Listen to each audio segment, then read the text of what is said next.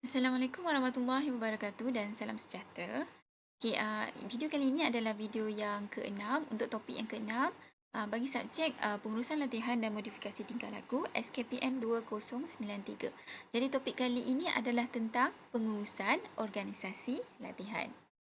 Baiklah, di akhir topik ini, anda sepatutnya dapat menyenaraikan dan menghuraikan 5 prinsip pengurusan organisasi latihan. Okey, jadi ini adalah 5 prinsip pengurusan organisasi latihan yang akan kita bincangkan pada topik kali ini. Di mana jika anda ingin menguruskan satu organisasi latihan, maka ada 5 perkara lah ataupun 5 prinsip ataupun 5 fungsi yang perlu anda lakukan untuk memastikan organisasi latihan anda berjalan dengan lancar lah. Okey. Okay, contohnya mungkin anda pernah lihat organisasi-organisasi kerajaan, siapakah yang menguruskan program latihan mereka.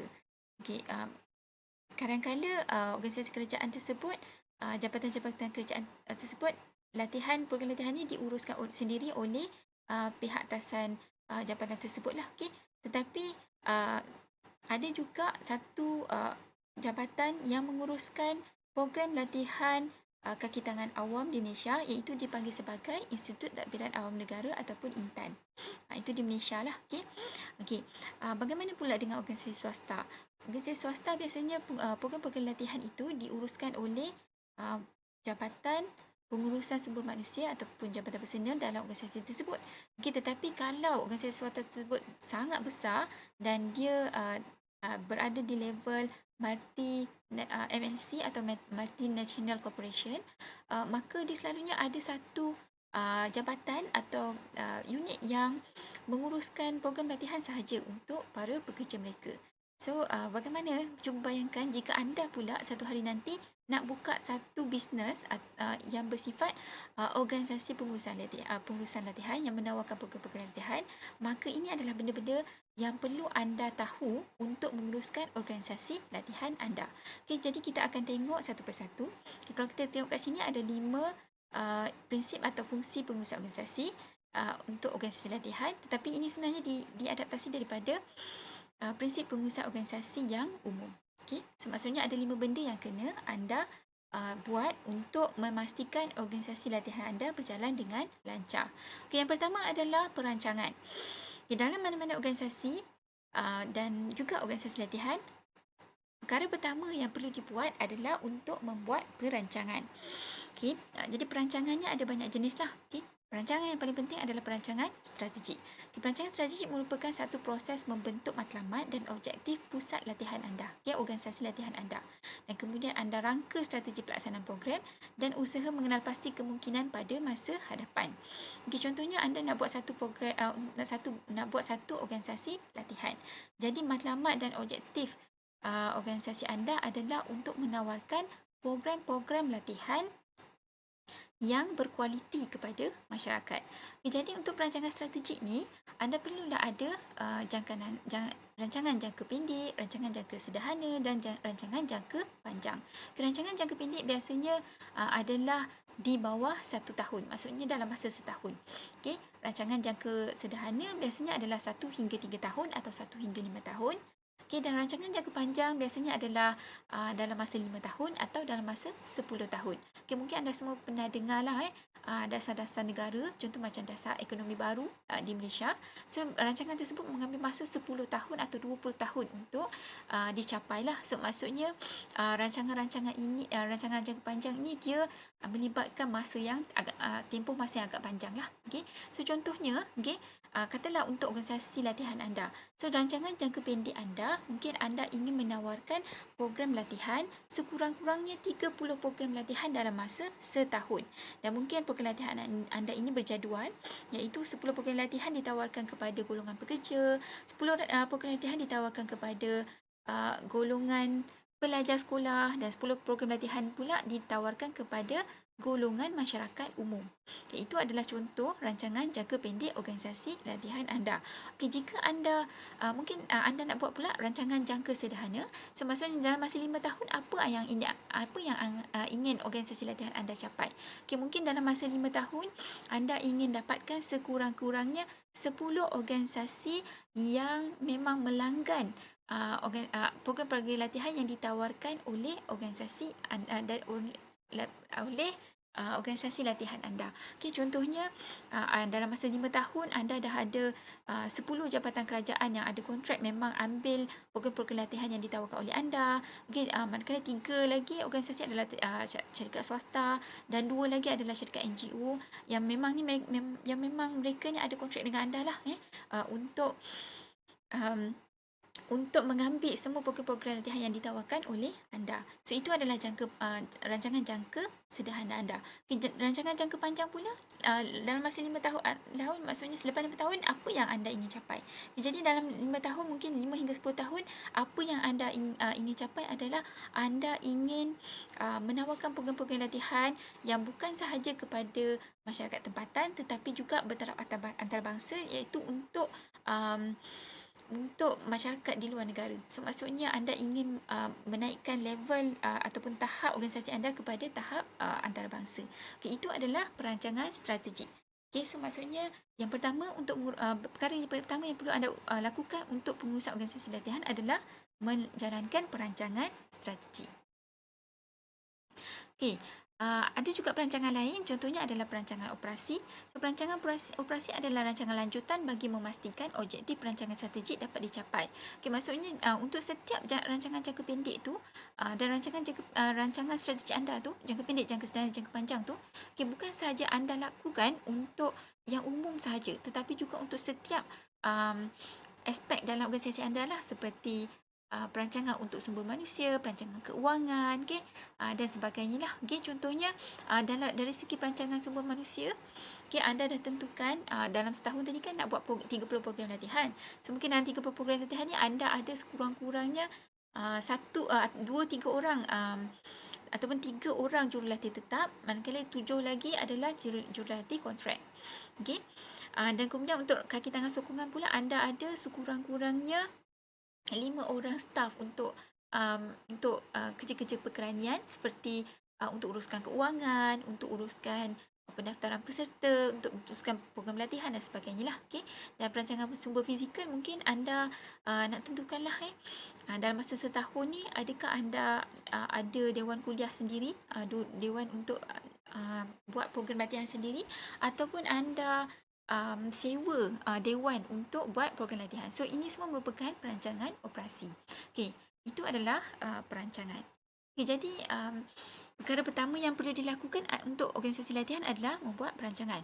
So, perkara yang kedua adalah untuk menjalankan kepimpinan. So, maksudnya organisasi latihan anda ini perlu anda pimpin. Okay? Tidak boleh dibiarkan sahajalah. So, jika anda punya sendiri organisasi latihan itu, maka anda lah pemimpinnya.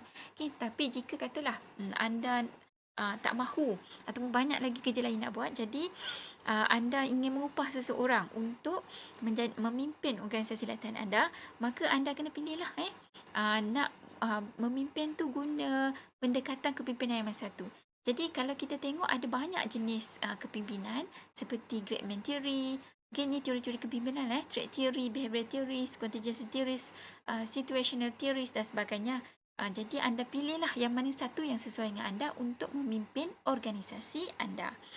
Okay, so mari kita tengok teori-teori kepimpinan yang ada dan yang mana satu yang mungkin sesuai dengan anda lah. Okay, so kita tengok laman YouTube ni, YouTube channel. Okay. Monzo.com makes GANs great again. Yeah, you know what? I'm not going to say again because they never were, and they're complicated.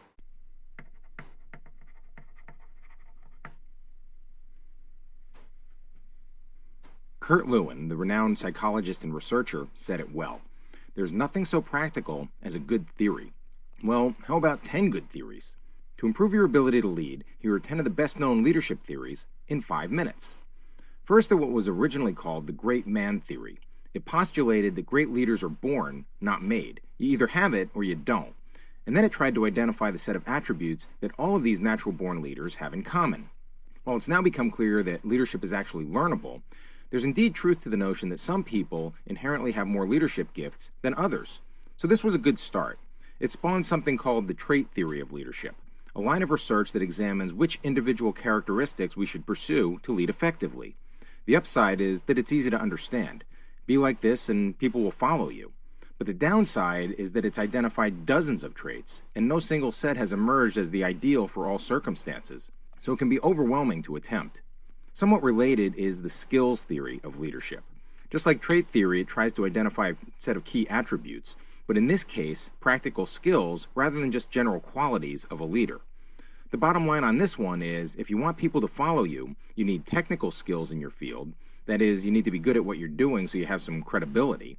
You need people skills like persuasion and diplomacy and affability, and you need conceptual skills, the ability to see the big picture and to think strategically. Next, there's the theory that leadership style is the key to success. Styles like be autocratic and demanding, or be democratic and participative, or be laissez-faire and leave people alone. Probably the best-known style-based theory is called the managerial grid. Adopt a leadership style that's both people-friendly and uncompromising on performance. It's a solid foundation, but there's a bit more to leadership effectiveness. That's where these next couple theories came from. Situational leadership theory argues that there's no one-size-fits-all model. Certain traits and skills and styles fit better in one situation than another, so the leader must adapt. For example, coaching a high school boys team may imply a somewhat different approach than coaching high school girls. Same objectives and standards perhaps, but to get great results might require more of a disciplinarian for the boys, but a highly relational coach for the girls. A closely connected idea is called the contingency theory of leadership. Whereas the situational leadership approach assumes that the situation is static and the leader should adapt to it, the contingency theory assumes that the leader's default style is also pretty much fixed. Maybe he's more task-oriented than people-oriented. So the trick is to fit the right leader to the situation. Bottom line, effective leadership is contingent on matching the leader's style to the setting. In the coaching example, it would mean to find and install the right coach, rather than hoping the current coach will adapt his or her style to the situation. Transactional leadership and transformational leadership are two theories that we can consider together. As the term implies, transactional leadership means that there's a reciprocity of behavior between the leader and the follower. People will follow based on the incentives in place. So the leader's job is to find the right mix of rewards and punishments, and then closely monitor what's going on. The theory of transformational leadership, by contrast, says that leaders gain buy-in and commitment not so much from the quid pro quo approach as they do from encouraging their followers, caring for them, inspiring them toward a vision. In short, they get results by proactively transforming the environment and the relationships, cultivating followership, rather than paying for it or punishing non-compliance like the transactional leader does. Leader-member exchange theory is a bit like transactional theory because it suggests that leadership is basically about a fair exchange between the leader and the led. But it goes further to say that the exchange creates an in-group and an out-group with respect to the leader. And that, in turn, affects people's performance and willingness to stick around. In a way, it's just like being back in high school. There was the in crowd, and then there were the rest of us, and that can have some dysfunctional consequences. So the theory suggests that leaders may want to address their tendency to alienate people. And then there's servant leadership theory, which is kind of a blend between transformational and transactional leadership. Boiled down to its essentials, it says that if a leader makes a priority of identifying and meeting followers' needs, serving rather than being served, that leader creates an environment of trust and cooperation and reciprocal service, and ultimately, higher performance. It's been popularized in recent decades by many researchers, but it goes back a lot further than that. Much of Jesus' influence, for example, was and still is a result of compassion and service and sacrifice. People follow out of love and gratitude rather than out of compulsion or fear. All right, that's 10 of the major theories in leadership, and there are important truths in each. The better you know them, the better you're likely to lead. Okey, jadi kita dah tengok itu adalah 10 teori-teori kepimpinan. So, pilihlah yang mana satu yang sesuai dengan anda untuk menguruskan organisasi latihan anda. Okey, jadi apabila anda memimpin, pastikan ada beberapa peranan yang kena anda mainkan lah, iaitu peranan interpersonal, iaitu anda bukan saja ketua tetapi juga memimpin dan juga menghubung. Okey. Dan anda perlu menerima dan menyampaikan maklumat. So pastikan anda yang kawal semua benda lah dalam tu dan pastikan semua maklumat tu anda tahu. Anda jadi peneraju, anda jadi penyebar, anda jadi jurucakap. Okey, anda lah semua segala-galanya lah Okey, kemudian anda pastikan anda juga ada buat keputusan lah. So, maksudnya bila anda memimpin, bukan keputusan tu anda biarkan pekerja anda yang buat, tetapi anda yang buat. Sebab nanti tanggungjawab tu anda apa saja keputusannya, anda yang akan bertanggungjawab lah. Okay? Jadi anda yang kena buat keputusan dan anda bertindak sebagai pengusaha, okay? Dan juga penyedia sumber lah. Okay? Dan juga anda juga menjadi seorang perunding. So maksudnya anda bukan sahaja berunding supaya pekerja anda nak buat kerja, tetapi anda juga jadi perunding supaya ada orang luar yang nak mengambil program-program latihan anda yang ditawarkan oleh anda untuk digunakan oleh pekerja-pekerja mereka ataupun oleh masyarakat lah. Okey. Okey. Jadi fungsi ketiga pula, tadi yang kedua adalah kepimpinan. So yang ketiga adalah anda perlu menyusun struktur organisasi anda. Jadi penyusunan struktur organisasi ini agak pentinglah juga kerana ia menentukan bagaimana kuasa dan keputusan dibuat dalam organisasi anda. Jadi ada banyak carta-carta organisasi yang menunjukkan struktur organisasi yang boleh anda pilih lah untuk organisasi latihan anda. Kalau kita tengok kat sini, ini adalah carta organisasi menegak. So, jadi carta organisasi menegak ini banyak digunakan dalam agensi kerajaan kerana kalau kita tengok carta organisasi menegak ini dia lebih berbentuk kepada birokrasi lah. So maksud birokrasi adalah arahan itu datang dan arahan dan keputusan itu datang dan dibuat daripada pihak atasan ke bawah lah. So maksudnya dia sehalalah daripada atas ke bawah dan tak boleh daripada bawah ke atas. So maksud dia itu adalah carta organisasi menegak. Okay, contohnya jika nanti anda bekerja dalam kerajaan, jadi anda ditugaskan untuk memimpin atau mengetuai atau menguruskan organisasi latihan. So maka inilah carta organisasi menegak yang harus anda ikutlah. Okey. Tetapi jika anda boleh membuat pilihan, mungkin anda boleh pilih carta organisasi yang lain lah. Okey. So kita tengok yang lain. So ini ada pula carta organisasi mendata. So carta organisasi mendata ni banyak digunakan dalam organisasi-organisasi badan berkanun dan juga ataupun organisasi JLC lah, iaitu syarikat milik ataupun syarikat milik kerajaan lah. Okey. So dekat sini kalau awak nampak, okey, dalam organisasi ini dia ada satu tim pengurusan atasan dan kat bawah tu dia ada unit-unit yang menguruskan perkara-perkara penting lah, contoh macam keuangan, sumber manusia, okey, dan sebagainya. Tetapi ada pula unit-unit yang menguruskan produk ataupun servis yang disediakan atau ditawarkan oleh organisasi tersebut. Contohnya katalah anda nak gunakan carta organisasi mendata ini, okey. Jadi anda kena ada unit-unit yang ataupun kerani-kerani yang menguruskan keuangan, sumber manusia dan perkara-perkara yang melibatkan pentadbiran. Okey, tetapi anda juga ada ketua-ketua unit yang menguruskan setiap jenis program latihan yang anda tawarkan. Contohnya anda ada 3 program latihan tadi kan, dekat contoh rancangan jangka pendek. So anda adalah pengurus yang menguruskan produk latihan yang ditawarkan kepada pekerja, lepas tu yang ditawarkan kepada pelajar sekolah dan juga yang ditawarkan untuk masyarakat umum. Jadi mereka ini akan buat kerja mengikut kepada jenis-jenis produk yang anda tawarkan lah. Okay. So itu adalah carta organisasi mendata. Okay, satu lagi carta organisasi yang boleh anda pilih untuk menguruskan organisasi latihan anda adalah carta organisasi bulat. Okay, carta organisasi bulat ini kebanyakannya digunakan oleh syarikat organisasi yang berbentuk NGO ataupun non-government organisation. So carta organisasi bulat ini maksud dia, okay, contohlah anda nak buat satu organisasi latihan di mana organisasi anda ini bersifat NGO. So maksudnya bukan berasaskan keuntungan. Okay, jadi yang hitam ni, okay, yang ketua ni anda lah. Okay, anda sebagai ketua kat sini.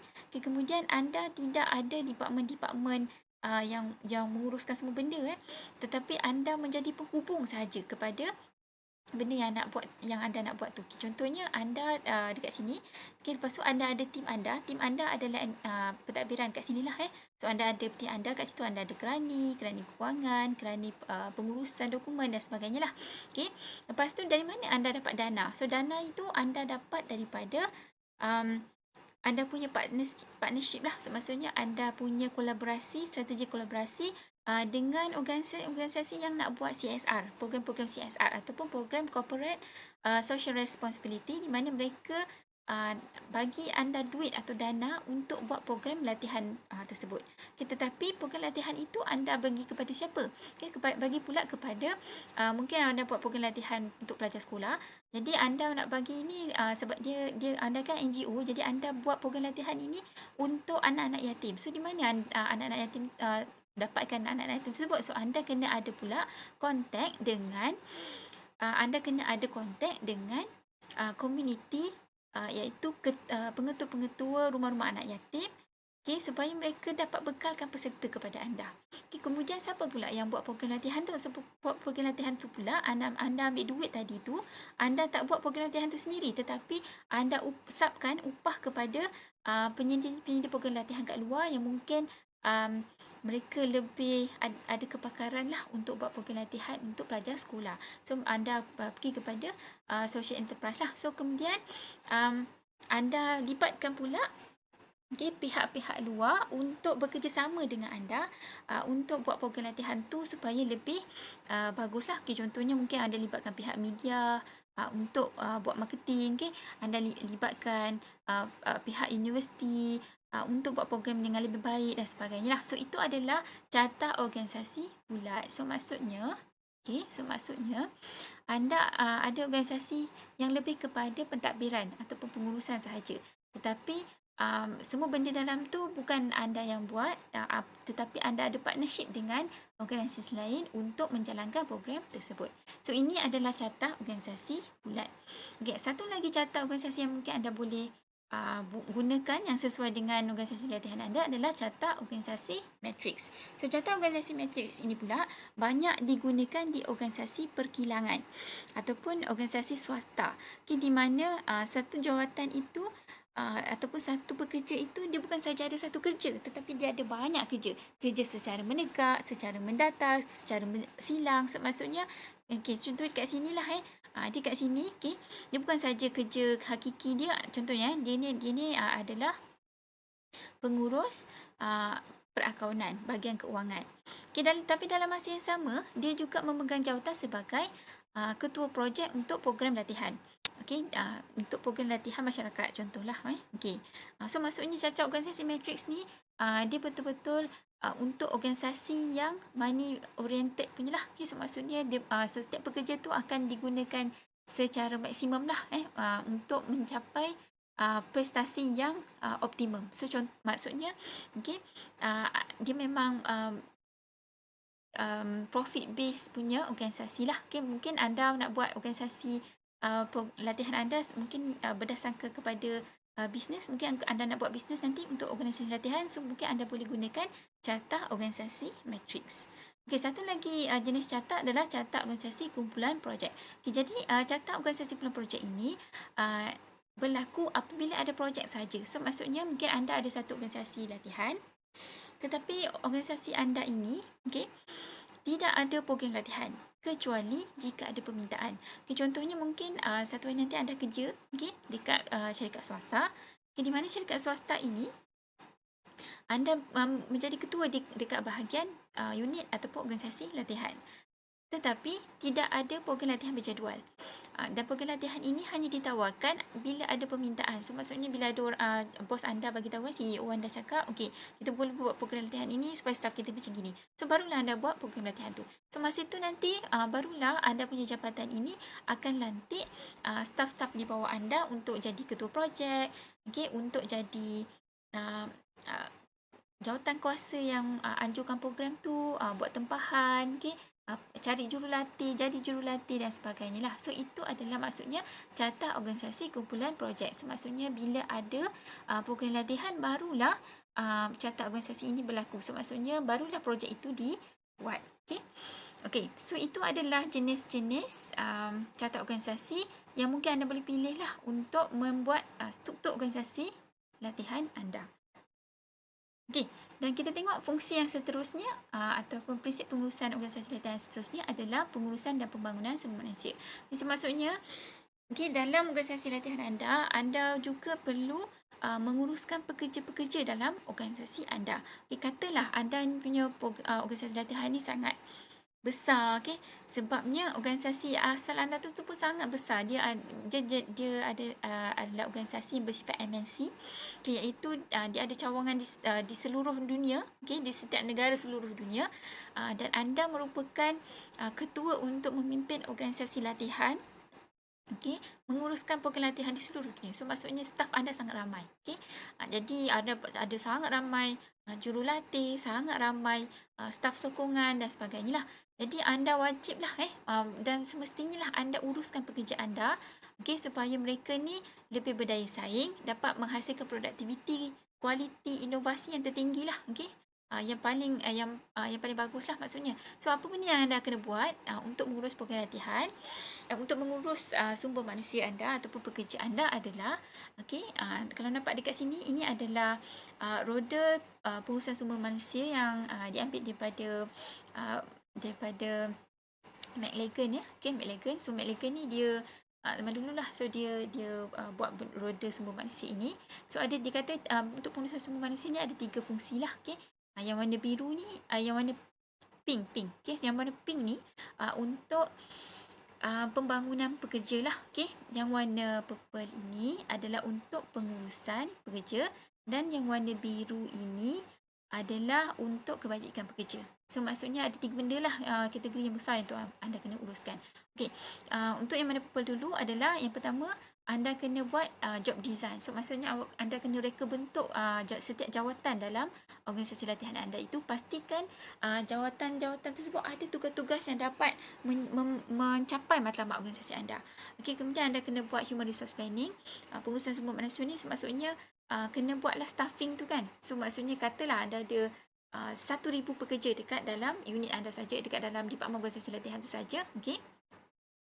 Okey, jadi untuk sekarang ni ada berapa ramai pekerja, umur berapa, okey, jawatan tu berapa. So maksudnya tahun depan berapa ramai yang akan berhenti kerja, berapa ramai yang akan bersara. So berapa ramai yang perlu temuduga untuk menggantikanlah mereka yang akan bersara nanti. So itu yang kita bagi sebagai human resource planning. So awak merancang pengurusan sumber manusia ni untuk forecasting dia. So maksud dia kita dah jangkakan lah berapa ramai dah pekerja dalam tu, dia punya jawatan kenaikan tu, kenaikan pangkat tu macam mana, jenis-jenis jawatan tu berapa banyak dan sebagainya lah. Okey. Kemudian anda uruskan pula prestasi pekerja. So maksudnya kena ada satu standard pencapaian prestasi pekerja lah, supaya pekerja ni setiap tahun dia capai prestasi dia. Okay. Kemudian anda juga uruskan selection and staffing. So maksudnya anda uruskan pengambilan dan pemilihan pekerja. Okay. Maksudnya awak ambil kena tentukanlah berapa ramai pekerja tadi tu, kena buat pemilihan yang betul. Okay. Pilih pekerja yang bagus. So macam mana cara anda buat. So itu adalah fungsi-fungsi pengurusan yang perlu pengurusan sumber manusia dalam ataupun pengurusan pekerja dalam organisasi anda. Kemudian pekerja-pekerja yang anda dah ambil ni semua ni, anda kenalah bagi dia latihan, okey. Lepas tu bangunkan dia supaya dia jadi pekerja yang cemerlang, okey. Itu adalah anda kena bagi dia latihan dan pembangunan. Okay. Contohnya mungkin bagi latihan cara-cara nak menguruskan program latihan dengan lebih baik dan sebagainya lah. Okay. Kemudian ada juga pembangunan organisasi. Maksudnya kena pastikan pekerja ni bukan sahaja berkualiti secara individu, boleh buat kerja secara individu, tetapi juga boleh buat kerja dalam kumpulan. Okay? Dan kemudian pastikan setiap mereka ni ada dia punya perancangan pembangunan kejayaan masing-masing lah. Okay, lepas tu jangan lupakan pula dia punya kebajikan. Okay, kebajikan tu termasuklah mereka punya bayaran, kenaikan gaji, bonus dan sebagainya. Kemudian mungkin ada sistem bantuan pekerja, contoh macam bagi kaunseling ke untuk pekerja yang bermasalah dan sebagainya lah. Mungkin ada juga union ataupun labor relation ataupun kesatuan sekerja. Okay, mungkin juga ada awak kena uruskan lah. So, maksudnya uruskan sistem rekod pengurusan sumber manusia tu, sistem pekerja tu direkod dalam satu sistem yang sistematik lah. Okey, itu adalah fungsi yang keempat, iaitu menguruskan sumber manusia dalam organisasi latihan anda. Okay, dan yang terakhir adalah pastikan organisasi latihan anda itu diawasi lah, maksudnya dikawal. Okay, so maksudnya kita dah buat perancangan tadi kan, dah buat perancangan, dah pimpin dia, and then dah strukturkan setiap pekerja tu dalam satu organisasi. Okay, dia punya tugas-tugas semua. Lepas tu kita juga dah bangunkan, dah pastikan pekerja ni boleh buat kerja dengan baik. Jadi kenalah buat pengawasan. Okay, pengawasan tu anda semua kena buat pengawasan dari semua aspek lah. Okay, contohnya dari segi belanjawan, dari segi kos, okay, dari segi penganjuran program ataupun produk-produk ataupun servis yang anda tawarkan, okay, dan sebagainya lah. Okay, jadi anda kena kawal semua benda. Okay, contohnya dalam belanjawan ni sangat penting lah. Okay, kalau anda dah buat satu program latihan itu, kalau boleh pastikan dia lebih untung lah daripada kos yang dibuatnya. Okey, contohnya anda buat satu program latihan. Program latihan tu sewa dewan saja 2,000 atau 3,000 satu hari. Okey, tetapi peserta tu rupanya yang mendaftar tu tak sampai 5 orang ataupun 10 orang. Jadi dia tak dapat bayar balik kos untuk sewa dewan tu. Itu belum lagi kos jurulatih. Okay, kos jurulatih, kos makan, kos perancangan, kos pengurusan kaki tangan sokongan, semua itulah. So maksudnya pastikan belanjawan tu dikawal lah. Okay, dan selain pada tu kena kawal juga dari segi duit, dari segi kos. Okay, kerugian operasi, contoh mungkin ada kemalangan ke masa buat program tu kan, rungutan pelanggan, okay, pelanggan ni tak puas hati pula dah bagi dia training kan, lepas tu dia kata training tu tak berkesan untuk pekerja dia, ataupun tak berkesan untuk pelajar sekolah dia, ataupun tak berkesan lah untuk dia lah. Okay, jadi itu nanti dia akan minta ganti rugi dan sebagainya lah. So itu pun kena fikirkan lah. Okay, kerosakan peralatan, contoh anda ada beli peralatan, okay, macam projektor ke, so masa pakai tu rosak pula. Okay, so itu semua kena kira lah. Okay, lepas tu kerugian sumber manusia, contohnya pekerja-pekerja ni dia tak pergi kerja kan, kita dah setkan semua program latihan tu. Okay, tiba-tiba pada hari kejadian jurulatih yang kita bayar kontrak ni dia tak datang pula. So yang itu kena betul-betul tengoklah perjanjian semua. Kalau dia tak datang tu dia kena bayar ganti rugi untuk setiap kos yang dikeluarkan untuk program tu. Sebab buat program latihan ni bukan murah, mahal. Satu program latihan tu boleh makan mencecah kos sehingga 30,000. Okay, untuk bayaran semua benda lah. Seperti bayaran dewan, makanan, upah jurulatih dan sebagainya. Tiba-tiba jurulatih tu tak datang. Okay, jadi program latihan tu kita kena refund balik pula duit kepada peserta. So maksud dia tu yang tu kena fikirkan betul-betul lah, buat agreement dan sebagainya lah. Pastikan semua staff yang dilantik tu tak buat hal lah, maksudnya mereka buat kerja dengan betul lah. Okay, so kerugian kewangan, okay, yang ni semua kena fikirkan lah. Contohnya katalah tadi dah buat semua benda, okay, rupanya tak capai pula objektif organisasi tu. Lepas tu terlebih belanja ke kan, ataupun pekerja ni dia minta bayaran kerja lebih masa ke kan, jadi tak untung pula kan. So itu semua kena awasi lah. Okay, prestasi pelatih, prestasi pekerja, okay, semua tu kena fikirkan, diawasi lah. Okay, ada satu cara yang selalu dibuat dalam organisasi untuk membuat pengawasan adalah analisis laluan kritikal, iaitu teknik yang digunakan untuk merancang dan mengawal pelaksanaan tugas pengurusan yang kompleks. So maksud dia buat analisis laluan kritikal ni, dia buatlah dari segi perancangan tu. Dia cakap macam ni, contoh buat satu program latihan tu, okay, masa merancang tu kos dia berapa, lepas tu bila dah siap masa organize tu kos dia berapa, so bila dah habis program tu kos dia berapa. So bila berlaku macam kerugian, dia akan check lah dekat mana yang dia rugi tu, so kenapa dan macam mana, dan supaya lain kali tidak berulang lagi, dan semua benda dah diambil kira lah supaya tak berlaku lagi, dan juga tak akan berlaku lah. Okay, so itu adalah analisis laluan kritikal. So rasanya itu saja untuk topik kita pada hari ini. Jadi mungkin kita untuk rumusan, ingat balik apa yang kita belajar. So, mungkin kita boleh tengok video ini dekat YouTube channel ya. Okay. Improving your understanding of the functions of management can help you effectively manage a company or your team. It can help you understand, at the minimum, the purpose of some departments such as quality control, recruitment, or training. As a frontline leader, it can help you appreciate the activities and tasks you need to do. There are 5 functions of management. These are POSTICON: planning, organizing, staffing, directing, and control. Planning is charting the future. It is deciding in advance what to do, when to do it, and how it's going to be done. It can be as big as deciding the mission, vision, and objectives of a company, or a plan to improve certain business metric of your team.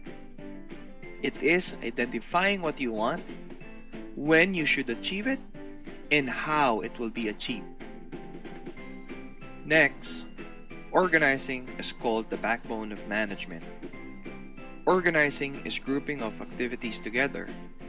Think of your departments. All employees that hire additional employees are grouped under the recruitment department, or those who advertise and sell the product serve under marketing and sales, and those who actually make the product or services work under productions or operations.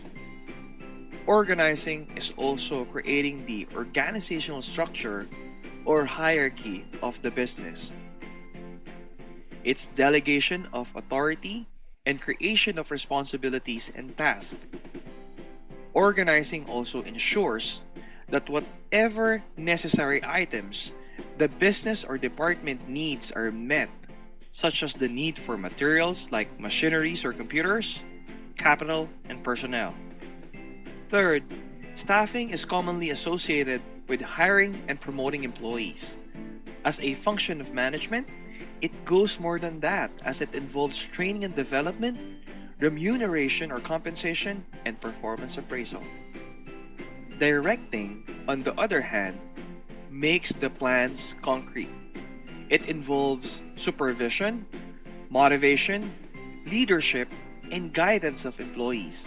All of these are done to ensure that organizational goals are met. Finally, controlling is measuring performance on a set of standards and correcting any deviation. Let's say your actual Net Promoter Score or client satisfaction is lower than the target. Control would mean creating the necessary steps to correct and achieve the target. Overall, a frontline leader would normally do a smaller version of each function. On a bigger level, each function can be represented by different departments or roles. Planning is normally done by middle managers and up, such as department managers or district heads. Organizing is done by HR or senior managers, while staffing is handled by training, recruitment, and HR. Directing is handled by frontline leaders or operations, and control is handled by quality control. These are just some general activities of each function, and each industry or business will have more or less depending on their needs and wants.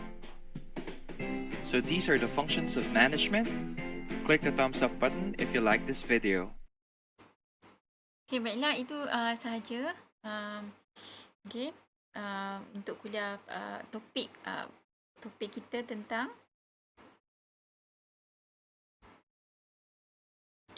topik kita tentang pengurusan organisasi latihan. Kita jumpa pada video seterusnya. Okay, terima kasih.